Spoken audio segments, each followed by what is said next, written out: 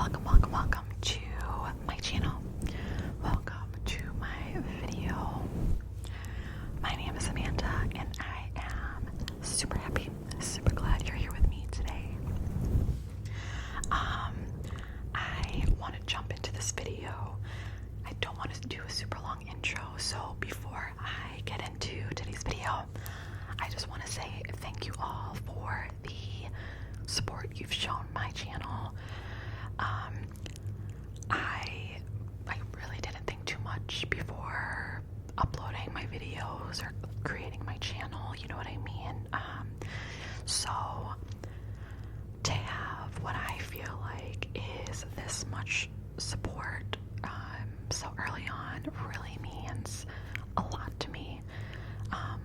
Thank you for your sweet comments. Thank you for just watching my videos, and especially thank you for subscribing. That all of those gestures just really mean a lot to me, you guys. And again, it motivates me to continue making videos and to keep this channel going. So thank you all. I appreciate you more than I can express. Thank you, thank you, thank you. Yeah, so today's video, it's just gonna be with books that I've recently purchased. All except one is or are books that I've purchased within the past few weeks or so. The one book, and I'll mention which one, I believe I got it on New Year's Day or New Year's Eve, one of the two, and I figured, I'm like, that should count, you know. And I don't plan on purchasing any more books for the rest of the month because my goal is to knock out a good chunk of the physical books that I already own, and then continue with these books that I'm going to show you, because I never want to get anything really, so not just books but anything. I never want to get a huge amount of something just because, you know what I mean? Because it's like, why get something if you already have a very similar thing or whatever sitting at home that you haven't even touched or haven't gotten to. So that for me applies to books. I don't want to get like a ton of books, even though I have a good pile that's just been sitting, you know. So I've already completed one physical book, so I'm hoping to get a good chunk of the ones that I currently own and then go from there. And I also have like Kindle books too, so I'm like, let me not get out of myself and just get stuff for the heck of it. Anyway, I'll start off with a book that I got on whether it was New Year's Day or New Year's Eve. I'm sure I can look into it. Like, do I have a receipt? I do have a receipt. Oh my gosh. This was purchased. Does it not have a date? Oh yeah. Oh my gosh. I lied to you guys. This was actually on the 30th of December. So close enough. I'm just gonna include this because again, it was a while prior to me getting this one that I got physical books. So this one I got at a cute little bookshop in downtown Milwaukee, and I don't think saying I was overwhelmed is the best word to use, but I know what I like to read. Well, I have like a list of what I want to read, if that makes sense. So I didn't want to get something just because I felt like I had to, you know what I mean? So this was the one that did catch my eye. This is Recursion from Blake Crouch, and Blake Crouch actually is also the author of the book called Dark Matter. And I did read Dark Matter last year, actually. So when I saw Blake Crouch's name, I was like, oh. So I picked this one up and looked at the cute little summary in the back, and I was like, okay, I liked Dark Matter. This one also has a fun little concept to it. I was like, okay, let me get this bad boy. says reality is broken. At first, it looks like a disease, an epidemic that spreads through no known means, driving its victims mad with memories of a life they never lived. There's more to it, but I'll just leave it at that. So I left the store with this bad boy, picked this one up, and I'm excited. Again, Dark Matter, that one, it got me tearing up. You know, there were definitely moments that I still remember that really stuck with me and kind of changed my perspective on certain things. So I look forward to reading this one. I also want to say, you guys, I apologize if I don't have much to say when it comes to these books. With any kind of like media or entertainment, especially movies, I'm sure some of you will agree. I don't like reading too much into it. Like when it comes to books, I will read what's on the back. I will then, if it seems interesting enough for what I like, I'll look at reviews, do a little glimpse there and see like the overall consensus, even though that's not always an indicator that you'll like a book, but still, I like to know what other people are saying, and then I'll go from there. I don't like to know too much about my books. Like, I kind of want to go in, not necessarily oblivious, but if I can go in kind of like really not knowing what to expect, I prefer it that way. Especially, I know this video is about books, but especially with movies, I have not, or I avoid watching any trailers now because trailers show way too dang much. Way too much. I really recommend maybe give it a try for like the next month or so. Try not to watch any trailers for any movies. Obviously, ones that you're interested in. It'll make a world of a difference for your movie experience, your viewing experience, I promise you. It's been, I don't know, maybe a year or so since I've avoided trailers. I'll maybe watch like a little teaser, but even then, I don't like to watch teasers either. So, yeah, just let me just go in oblivious and knowing nothing, okay? That's what I like. I don't want to know what twists and turns are going to happen. Just, no. Okay, to my next book. This one is called A Woman is No Man. A Woman is No Man.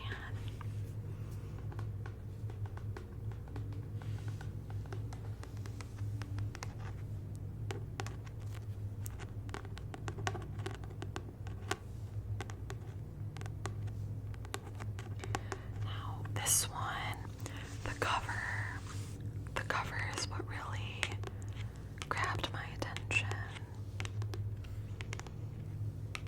And I've not heard of the book until I actually saw it at the bookstore. This was on a table towards, it was like front and center, so that's where I saw this and read a little bit of the back. This one says, set in an America at once foreign to many and staggeringly close at hand, A Woman is No Man is a story of culture and honor, secrets and betrayals, love and violence. It is an intimate glimpse into a controlling and closed cultural world and a universal tale about families and the way silence and shame can destroy those we have sworn to protect.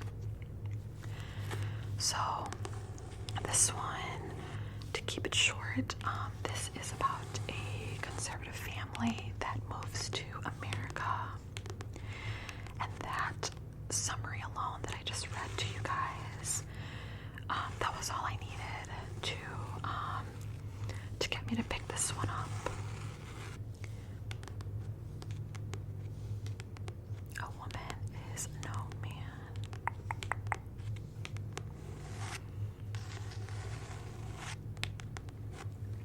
Okay. Alright. The next one.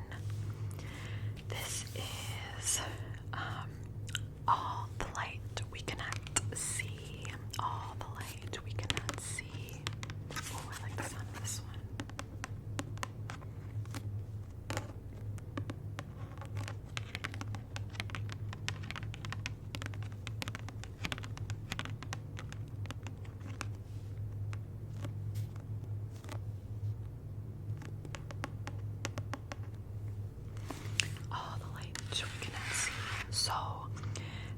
this is a novel that I have been aware of for quite a while. Because years and years ago, I read 1,000 Splendid Suns. If you have not read 1,000 Splendid Suns, I urge you to pick up that book as soon as you possibly can. That will forever be one of my favorite books. I read it within maybe a week or so, and the way it was written, it was heartbreaking. I cried. It's been quite a few years, so I've been kind of contemplating whether I should reread it or not. I am leaning towards yes, because again, it was just such a beautifully written story. But the reason I bring up 1,000 Splendid Suns is because I think I might have Googled, like, if you like 1,000 Splendid Suns, you would like this blank book, or like, what else would I like to read if I liked 1,000 Splendid Suns? And All the Light We Cannot See was or is one that is mentioned quite a bit. So, from what I know, this book, it follows two characters. One being a girl who is blind, and I believe a German soldier. It is focused on World War II.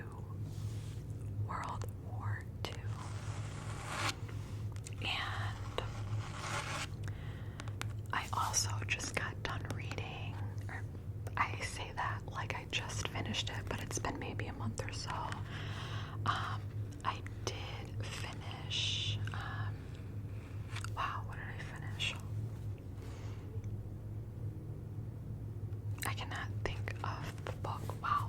Anyway, oh my gosh, I'm so sorry, you guys. I finished The Nightingale from Kristen Hanna. It just came to me. What's wrong with me? I don't know. But that book also is written during war, and knowing this one, it also is during World War II. As much as I liked The Nightingale, I was like, okay, All the Light We Cannot See, absolutely.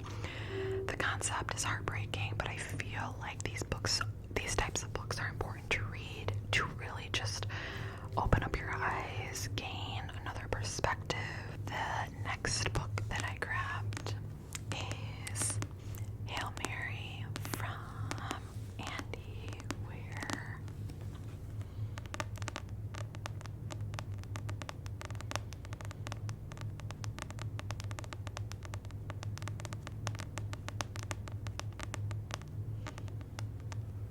Now, Andy Weir is also the author of The Martian. And for those of you unfamiliar, The Martian is or was also a movie adaptation. And if I'm being completely honest with you guys, I didn't care for that movie. I know it's very well received, but it's been years. Maybe if I revisit it, I'll like it more. But I really didn't care for it at all. Not a single thing. And again, different strokes for different folks. Not everyone's gonna like the same thing, but I was a little disappointed with the Martian movie because, again, the concept seemed like it was something that's up my alley, but the movie itself just didn't do it for me. So this book, however, I'm feeling optimistic. So, a lone astronaut in an impossible mission, an ally he never imagined. Ryland Grace is a sole survivor on a desperate last chance mission, and if he fails, humanity and Earth itself will perish. Except that right now, he doesn't know that. He can't even remember his own name, let alone the nature of his assignment or how to complete it. knows is that he's been asleep for a very long time, and he's just been awakened to find himself millions of miles from home with nothing but 2 corpses for company.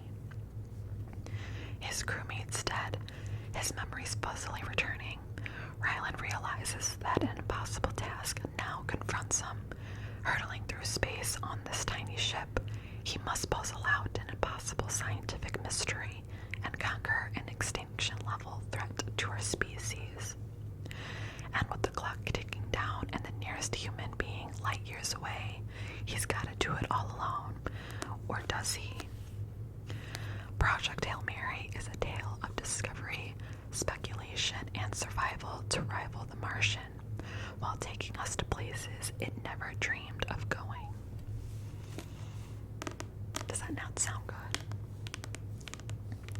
So, I don't know, the idea of being stuck in space, terrifying, but absolutely fantastic. Like, I don't know, the idea of just being alone in such a huge space, mind-blowing, mind-blowing. So, I like that one. There was also a movie with Sandra Bullock, and you guys will know what I'm talking about, where she is like left alone in space. I can't think of the name right now, but I believe I also gave that movie a try, and it was just kind of like iffy. But did I ever finish it? I don't know, maybe I just didn't care for it enough to even finish the movie. I don't know. But the book, again, we'll give it a try. I'm not ruling anything out. Concept sounds fantastic. So we're gonna go in open-minded. Yes, we'll enjoy it. I'm just gonna speak it into existence. We're gonna enjoy it. Okay, guys. Next book is Poor Dear, Poor Dear. This is by Claire Oshetsky. Claire Oshetsky. Now, the cover alone really grabbed my attention. And as I was browsing through the bookstore, I couldn't let go of this one. Like, this one, it was still in the back of my mind. So, towards the end of my little browsing experience, I went back to this book and started digging in a little deeper, and ultimately, as you can see, I decided to pick up the book. And this one, it does have to do with grief. And years ago, I used to be all about it. I used to honestly just prefer reading books that had to do with dealing with grief and, you know, how to overcome it, I guess. But now I'm in my time of like not gravitating towards those, and like self-help books, they're just not the first category I will gravitate towards. But this book, it seems like, I don't want to say lighthearted necessarily, but it seems to have an interesting take on grief and how to handle it. So I decided to go with it. But this one says, Margaret Murphy is a weaver of fantastic tales, growing up in a world where the truth is too much for one little girl to endure. Her first memory is of the day her friend Agnes died. No one blames Margaret, not in so many words. Left alone to make sense of tragedy, Margaret wills herself to forget these unbearable memories, replacing them with imagined stories full of faith and magic that always end happily. Enter Poor Dear, a strange and formidable creature who winds her way uninvited into Margaret's made-up tales. Poor Dear will not rest until Margaret faces the truth about her past and atones for her role in Agnes's death. Heartrending, hopeful, and boldly imagined, Poor Dear explores the journey towards understanding the children we once were and the stories we tell ourselves to make sense of life's most difficult moments. So, again, I feel like this has a very interesting take. The execution of grief seems to be unique from what I'm used to reading. So I'm looking forward to this one. And again, the cover is just beautiful. I would assume that's Margaret at the top. And then poor dear, poor dear.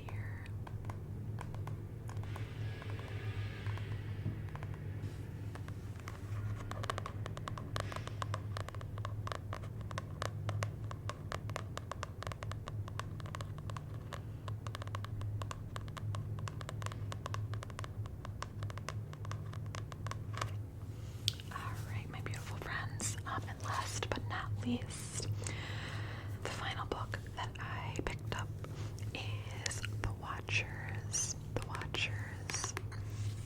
This is by A.M. Shine. And this, of course, was made into a movie.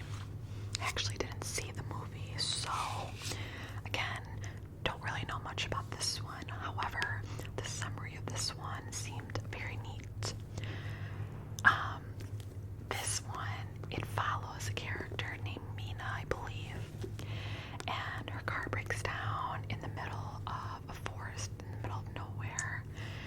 And again, I just love that. Even in movies, when like a character is just like in the middle of a huge forest, again, terrifying, but what's gonna happen? You know what I mean? Like your adrenaline gets going. So I will say, when I purchased this one on Amazon actually, and it had, I assume his original cover as the purchase picture, if you will. It had like a white background, and then I believe like trees, and then you had like two characters, like the reflection. And I was kind of hoping, I assumed that's the cover I was getting, but it showed up this way, and that's okay. I know that that tends to happen when a book becomes, or when a book has a movie adaptation. They tend to use like a scene from the movie as the new book cover.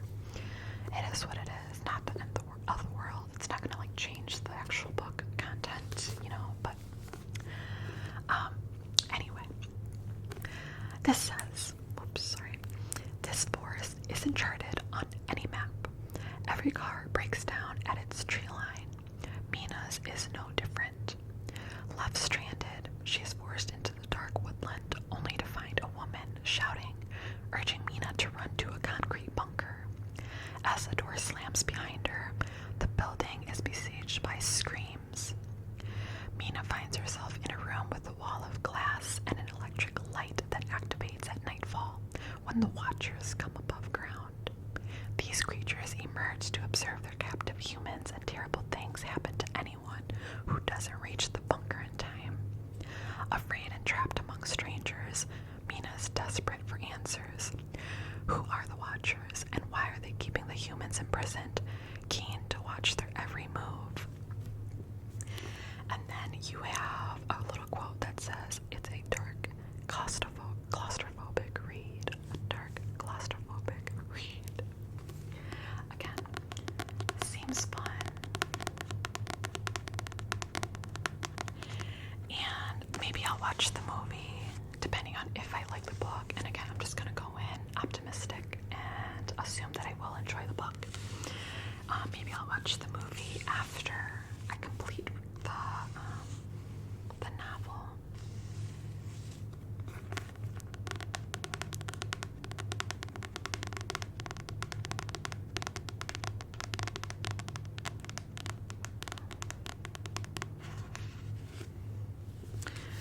Alright, my friends, that has been my cute little book haul. I hope you enjoyed, and I will be back with reviews for these books as soon as I finish reading them. Again, thank you for sticking with me and all of your support. I see you guys. I appreciate you. I hope you have a wonderful rest of your day.